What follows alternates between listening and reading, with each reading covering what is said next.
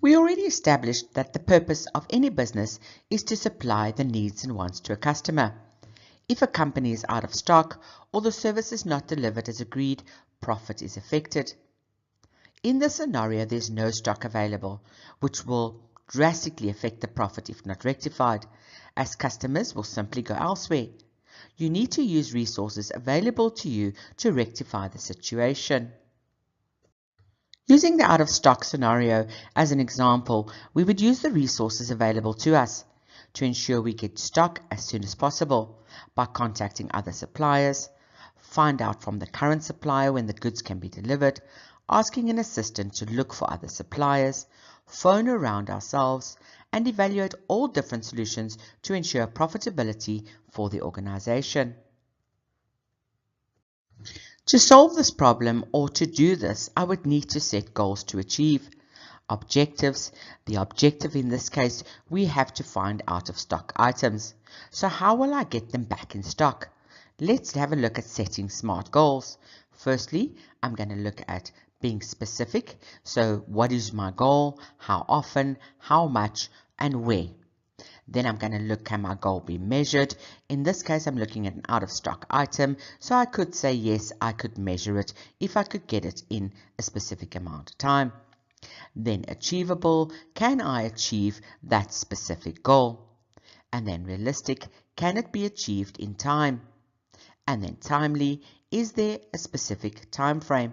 So I'd set my goal of saying, listen, I need to find an out-of-stock item within the next week.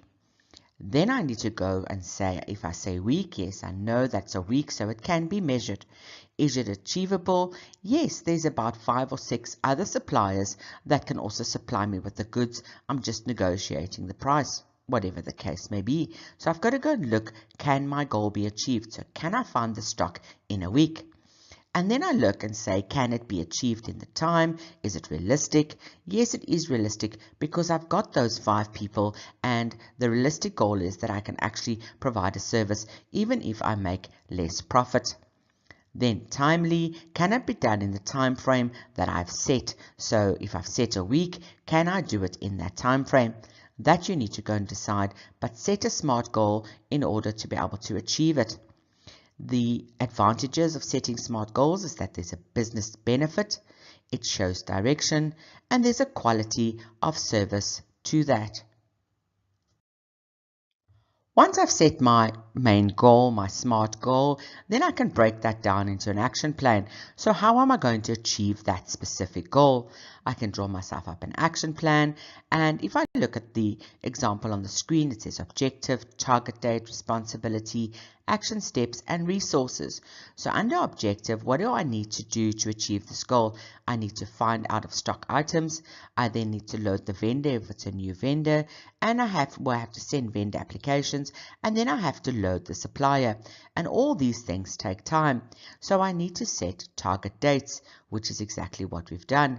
And then we've set responsible resources or responsible people that need to get those actions put in place.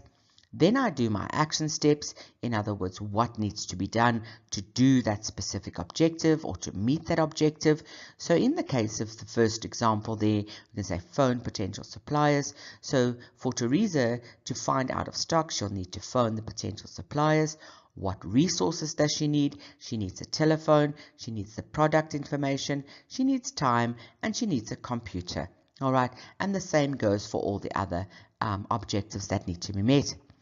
This will all ensure that stock will be sourced timelessly in order to provide customers with the goods they require without losing sales to the competitor, even though it's part of a customer service internally, as providing the purchasing department with necessary documentation to load a supplier is a customer service. Because remember, they are a customer too. And then providing Teresa with the product information would also be a service, and for her to perform her action, she would need to provide her with the information timeously. In Cluster 1, we discussed the need for customer service to internal and external clients. In the case of external customers buying from us, we need to ensure that their expectations are met and not necessarily when they expect it. How a customer experiences their dealings with you and your organization will determine their loyalty to purchasing from you and doing business with you again. So what happens if we don't satisfy customer needs? It may result in them going elsewhere to satisfy their need. The organization loses market share. Profit and income is decreased. Not enough money to pay overheads. This leads to retrenchments. Organizations may have to close the doors. Customers don't mind hearing that you can't help them and or being treated like a number. Broken promises. In most cases, it is the expectation of what you're going to do to help them meet their needs, not whether you can meet it straight away. So it's about going that extra mile. It's about giving that expectation, giving a better experience. In the case of a client coming in and there's no stock, you say, "Oh, sorry, sir, ma'am, there's no stock." Rather than saying, "Wait a minute, let me just find out when the stock's going to be in and then I'll let you know." And immediately the customer is going to have a completely different experience because they're not going to feel as if you don't really want to help them. Okay, so when you're dealing with customers, deal with them in a way of finding a solution for their problem rather than meeting their needs immediately. And that's a wrap for topic 5.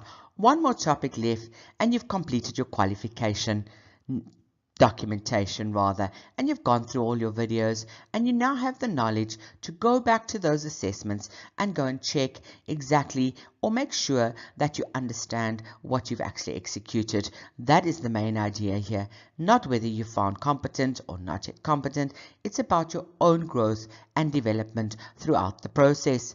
Let's take a look at what we've learned. Set SMART goals to achieve objectives. Objectives have benefits of good direction, customer service, and quality of service to customers. Set up action plans to achieve the goals. Customers weigh the experience of your service against their needs and wants. Satisfying customers is imperative in ensuring quality of service, sustained profit, and maintaining market share.